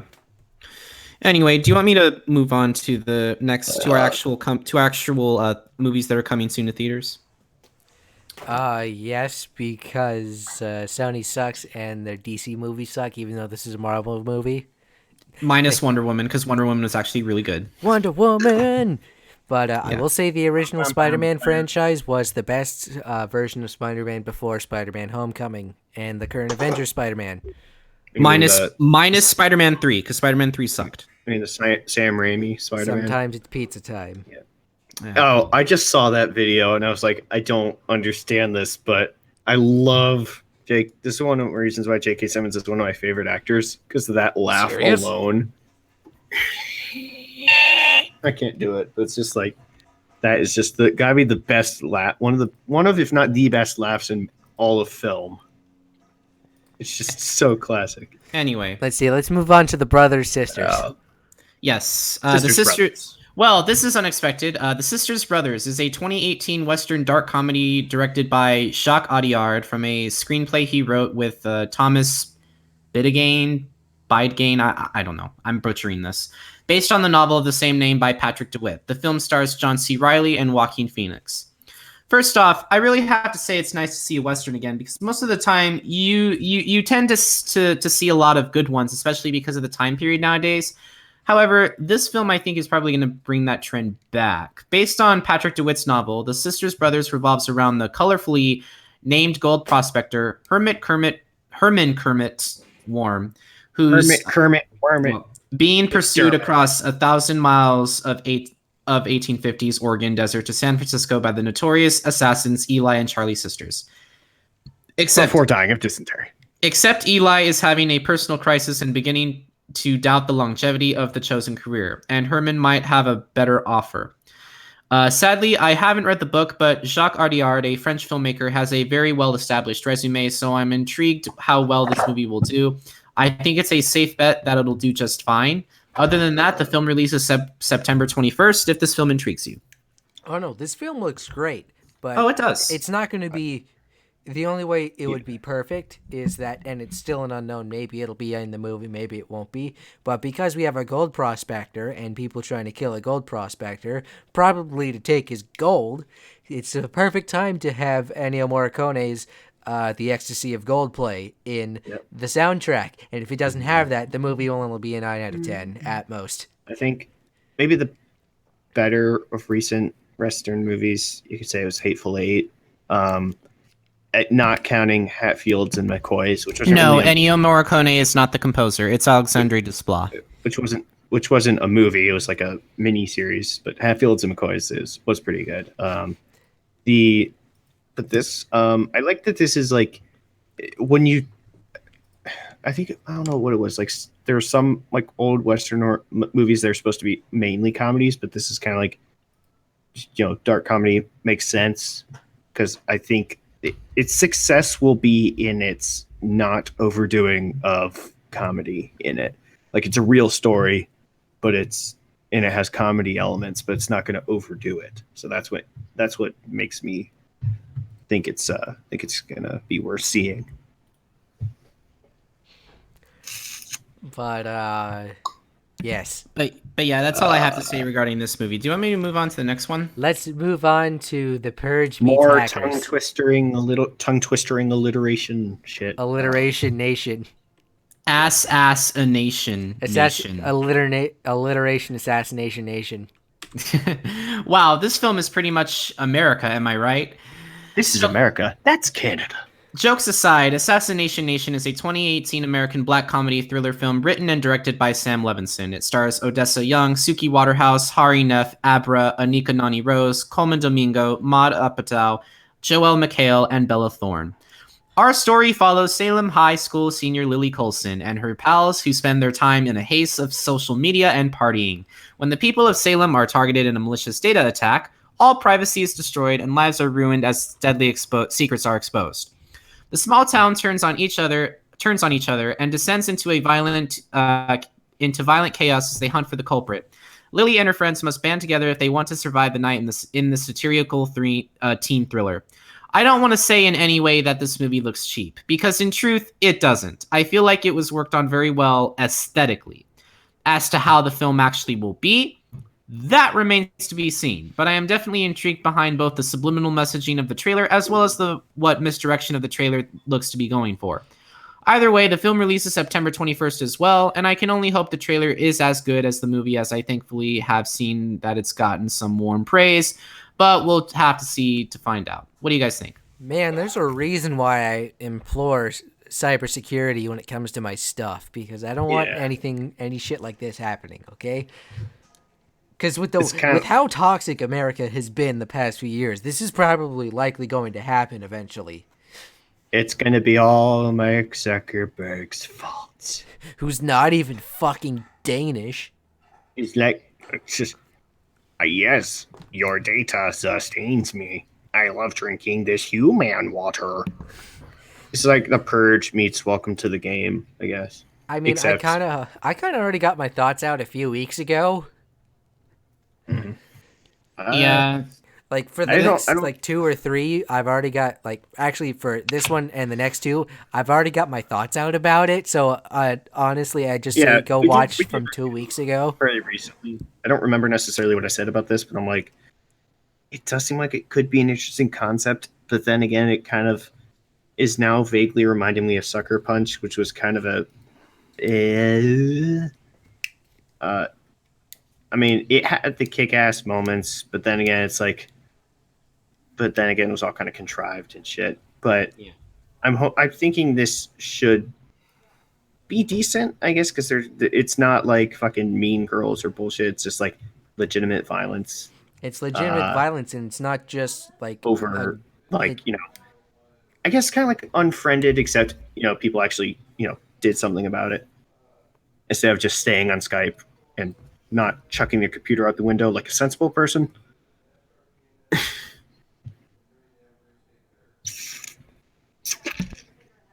Yeah, that's really all I have to say regarding this particular, film. It's not something, I mean, I would hope it's something good.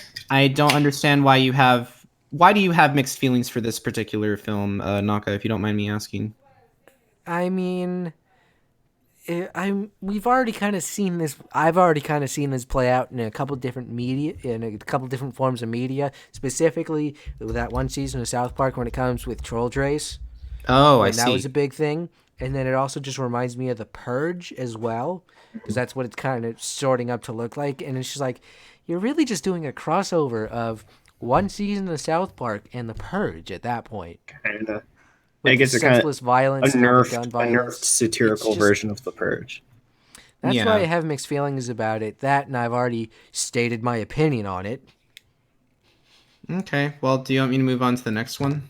Yes, the house with a cock. Wait, no, that's later. We're going on to the movie that's actually a disappointment.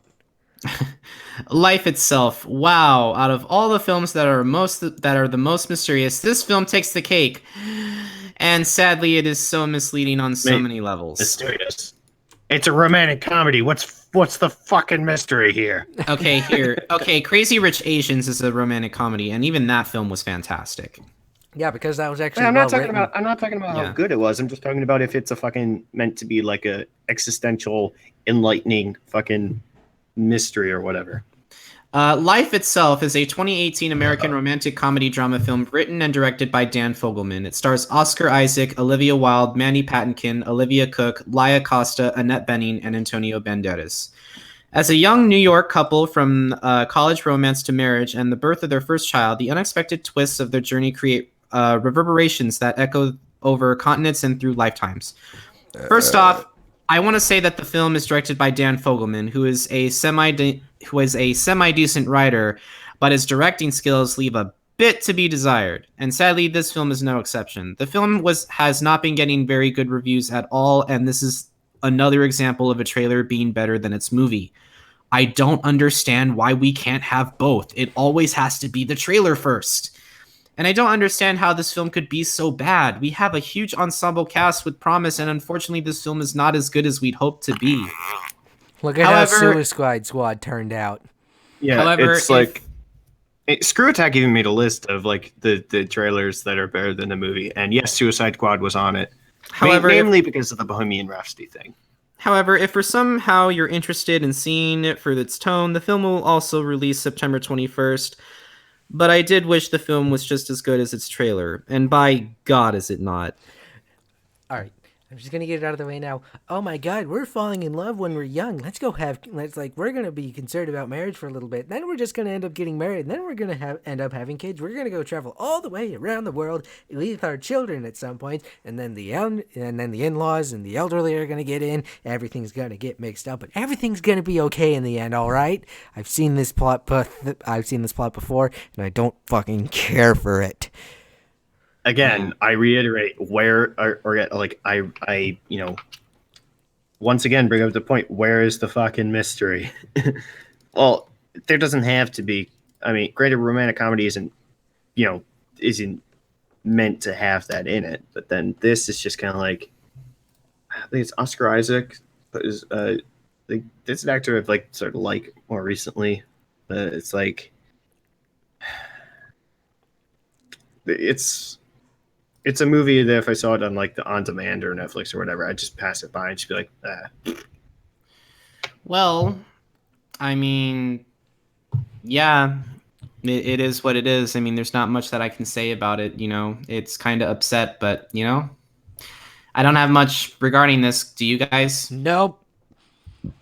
Krüz? Do you want me to move on? Actually, I will say one Sure. thing. I was on Hulu watching South Park on my phone, and I kept seeing trailers for this shit. I'm just like, isn't it supposed to be produced by Amazon Studios? Why is it on Hulu? And then I kept seeing trailers for Night School, and it's just, I don't care about that movie. Yeah. Anyway. I mean, I could just go on YouTube to see a clip of Kevin Hart in a chicken costume getting the shit kicked out of him. I mean, Anyway, the house with the cock in its balls. That's exactly what I thought you were going to say. Well, it's time to look at its calls. Well, it's time to look at probably the most intriguing film of this week, and quite frankly, this film I think is going to be a lot of fun. Down in Fraggle Rock. The House with the Clock in Its Walls is an upcoming American fantasy film based on the 1973 novel of the same name by John Bellairs. The film stars Jack Black, Kate Blanchett, and Owen Vaccaro. Skilly-dee-doo. Louis Barnevelt, after losing his parents, is sent to Michigan to live with his uncle Jonathan. He discovers his uncle is a warlock and enters a world your of parents are dead. Wait, could you stop interrupting, please? I will stop with the Jack Black. Yeah. He discovers his uncle is a warlock and enters a world of magic and sorcery, but his power is not limited to good people. Lewis learns of Isaac Izzard, an evil wizard who Eddie Izzard. wanted to cause the apocalypse so that he could see what happened afterwards. To do this, he constructed a magical clock with black magic. As long as it exists, it will keep ticking, counting down to doomsday. He died before he could finish the clock, but he hid the clock in his house, where Uncle Jonathan now lives. Now Lewis and Jonathan must find the clock before it's too late and before Isaac's wife Selena gets to it. One of the most interesting things is that this film is directed by Eli Roth, who must look familiar to you because his best-known role was playing the Bear Jew, Donnie Donovitz, in Quentin Tarantino's Inglourious Basterds. He not only acts, but also directs, and this isn't the first film he's directed either. One thing I really like is that you have a comedic goof-off like Jack Black acting with an established star like Cate Blanchett, so I hope to see that this film does really well. The colors look cool, the CG looks pretty good, and the mysterious spooky tone is already giving me thrills and chills as well. Unfortunately, I haven't read the book myself. I heard when it was made, it was really well done, so only time and ratings will tell if this is a film that I will see myself. The film releases September 21st, and what do you guys think? Skee-lee-doo-doo, not my kind of movie at first, but because Jack Black's in it, I'm probably gonna go see it for his comedic genius and how he screws everything up. Krüz, Yeah. I think you really like Jack Black, don't you? Skee-lee-doo-doo, I love Jack Black. especially in School of Rock too. Oh, School of Rock is such a good movie. Yeah. You could be a footnote on my epic ass. Yeah, I think it should be like sort of like a spooky but lighthearted thing in the vein of Series of Unfortunate Events, the movie, of course. Not the Netflix series, which I've seen, which is all right. But yeah, I think it should at least be an entertaining film, I'll say. And I guess I can go into the next bit afterwards if there's something else that people have to say about it. Oh, well, that makes sense. Yeah. Is there any more? Well, Speaking of thrills, that's not all we have to talk about, is it, Krüz? I just realized I didn't have the thing on the thing, so I'm going to keep it up for this next little bit because, I mean, it's sort of related to Halloween theme stuff. And that's my bad. Yeah. I'm so sorry, but things happen.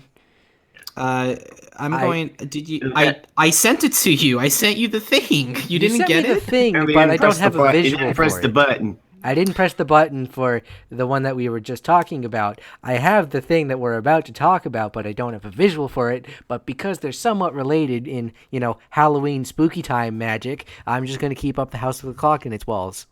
Anyway, continue. Krüz? Yep. Well, yeah, it's a bit early unless you, of course, are in like Rite Aid or a Halloween store or costume store or what have you. But yeah, if you go to see this theater, alcohol's getting to me. If you go and see this movie in a IMAX 3D theater, then you'll get to see a remastered version of a classic music video from Michael Jackson's Thriller. Yeah, as I said, a little bit early for Halloween, but still going to be fun to watch if you want to shell out just a few extra bucks for it. Because of course, IMAX and 3D. Yeah, it is kind of a bit of a, scam, a cash grab, but then again, sometimes it's worth it to see like it on a bigger screen. But Not only that, talk about the quality. Yeah. Yes, Scarfy knows more about the specifics, but it's meant to be remastered, and it's what the fuck? Stop right there. What the F? It's meant to be optimized so that it doesn't flicker, fade, leak, or bleed, or whatever. From the trailer, it looked really, really good. Much high quality video. I don't know if that was actually just cut from the thing itself, but it's going to be a good little precursor to the movie. It's just a little treat if you want to shell out a few extra bucks. And of course, it's one of those classic music videos where it's pretty much stands on its own as almost like a mini short film because of all the effort that went into it, like costume design and shit like that. Like it had a whole cast of people doing the signature dance, but beyond that, just the zombie costume, the werewolf thing, and what have you. So, yeah, you're gonna get to see that. Get yourself ready for Halloween before all the other spooky movies come out. Oh, He's Again, got a Jesse, warm if you have freezer. if you have an IMAX theater near you, go on ahead. So I actually have an interesting bit of trivia. You said that this song is a little early for Halloween to be released. Fun fact: the song Thriller was released on November 2nd. The music video was released December 2nd. It's still Halloween season, even though it's more of just like a sugar hangover slash, half price candy day. Mm-hmm. Literally the day after Halloween, it's like half off candy. I don't That's when I go understand. get deals. I don't understand why it didn't come out a little bit earlier. But hey, it is what it is. But hey, it's still one of the most popular songs out there. Yeah, I To think each it's their own. it's like, I don't know. I think this might have changed, but I think that album is like the best song of all time, and then second most is AC/DC's Back in Black. I don't know if that changed, but something else. But yeah. And yeah, is there anything else that you want to talk about regarding the House with the Clock in its walls? Skidly-dee-doo, I'm gonna have fun doing his voice whenever we talk about Jack Black. You cannot kill the metal. The metal is much too strong. You really like Jack Black, don't you? Down in Fraggle Rock. Anyway, Yeah. we do have some coming attractions to come up with, talk about. And Yes, we do. both remind me of a few things. Well, the second one does anyway, not the first one. Continue. All right, so let's talk about our coming attractions. The first coming attraction, we literally only have two coming attractions this week because, I guess need a break. We do, and we already announced most of them, so we might as well announce these ones. Viper Club. A war correspondent gets taken hostage while on assignment, prompting his mother, impatient with the government's lack of concern, to take matters into her own hands. Reminds me a bit of Peppermint, but, with an actual war correspondent, not just, child murder, even though the child of the parent of the mother is probably going to be dead because, let's face it, with the way that people get kidnapped and tortured in modern warfare nowadays, it's not going to end up good. That's just my prediction, but she's taking things into her own hands because the government can be useless sometimes. Mm-hmm. I needed to take a breath during that sentence. Anyway, continue. Yeah, there's not much regarding this movie. I thought the trailer was actually really well done, but I'm more interested in the next trailer. What about you, Krüz? What do you think about Viper Club? I could see how this is kind of like would be a good suspense film. I don't know if it probably won't be as heavy-handed on action, but I think should be a decent story and something that should be pretty suspenseful given like the nature of like a kidnapping and what's called a ransom that you got to deal with in a foreign country, which of course international law is something that's usually fucky when it gets to those kinds of things. Yeah. Yep. Let's see. Well, unfortunately, it's not about the Dodge Viper, or it's not a certain anime known as Viper GTS. Again, don't look that up unless you want to taint a Google search history. Yeah. That's why you go incognito with the fucking siege meme. It's like, FBI, open up. Anyway, let's move on to our next coming attraction, which I think is probably really interesting. Sorry, announce it. That's my bad. Sorry. Talk about it real quick. Captive State. Set in a Chicago neighborhood nearly a decade after an occupation by an extraterrestrial force, Captive State explores the lives on both sides of the conflict, the collaborators and the dissidents. I mean, what kind of reminds me of this, like what I'm thinking of, as in like what I've just been thinking of the past few weeks, is that it reminds me a little bit of the upcoming show Manifest. Really? Have you guys heard about Manifest? Or am I the only one who's heard about it? I don't know if I have. There's like a 9-minute preview that, like a 9-minute quote, they call it the first act, that's on YouTube. I believe it's Universal Studios' YouTube channel. But it's basically like it shows the trailer for the show and then like the first like 8 minutes or something.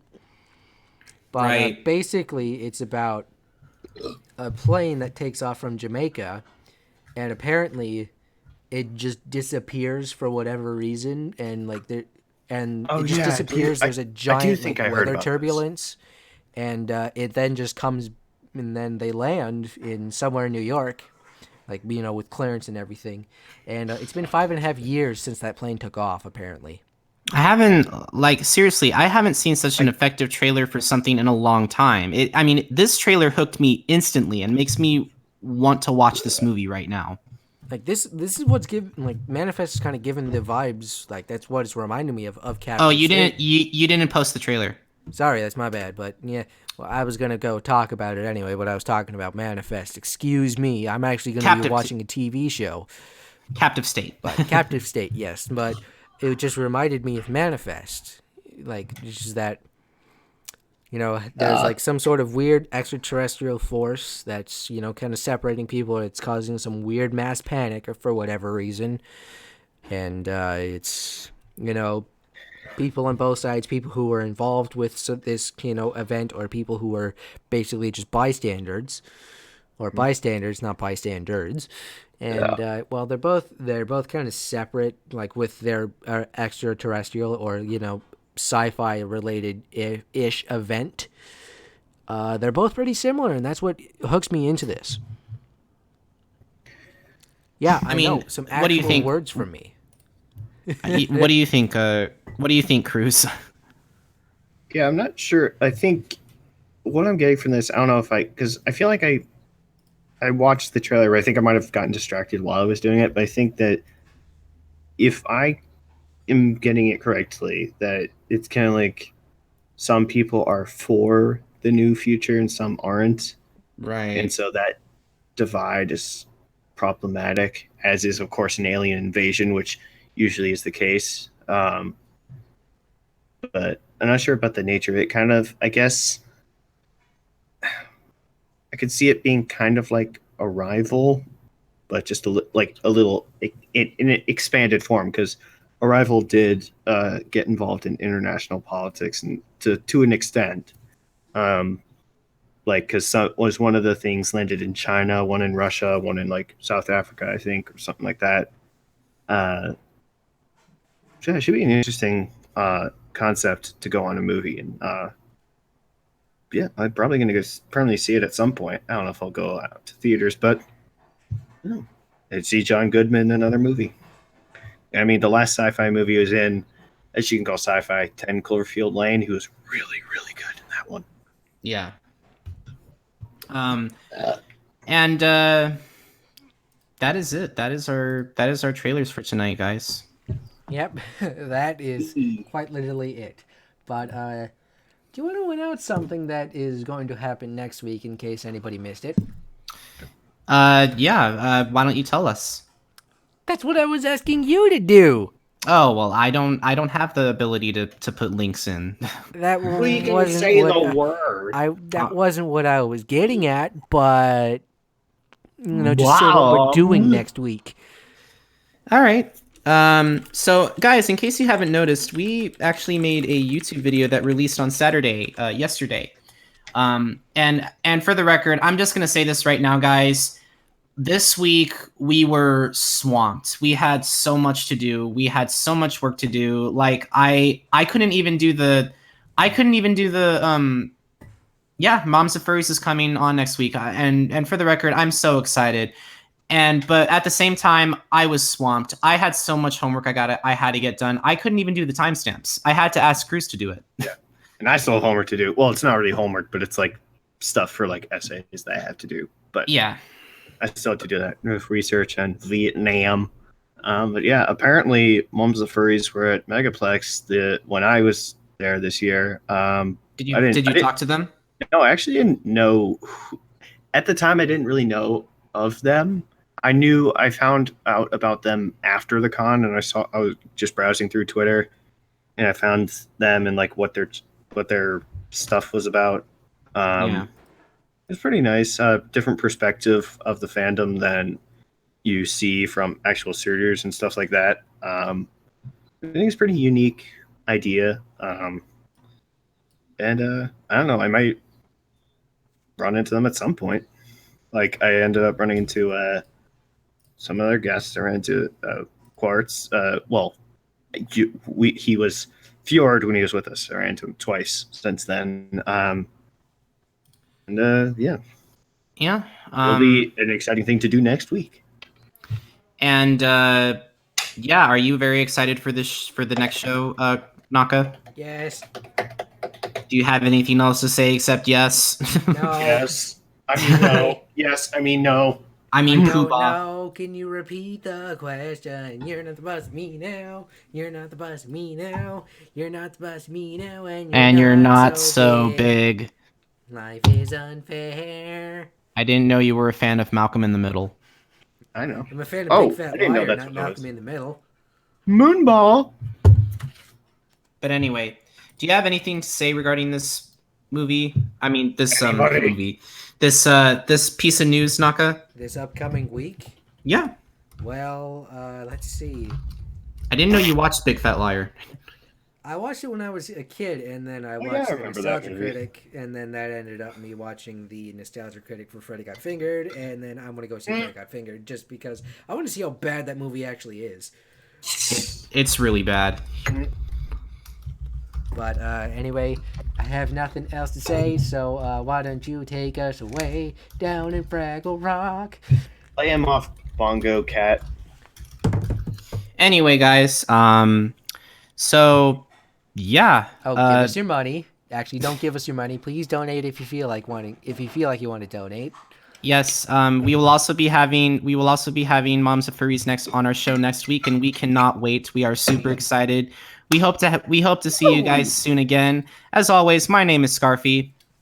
I'm Naka drinking a Pepsi. Pepsi sucks, and I'm Krüz.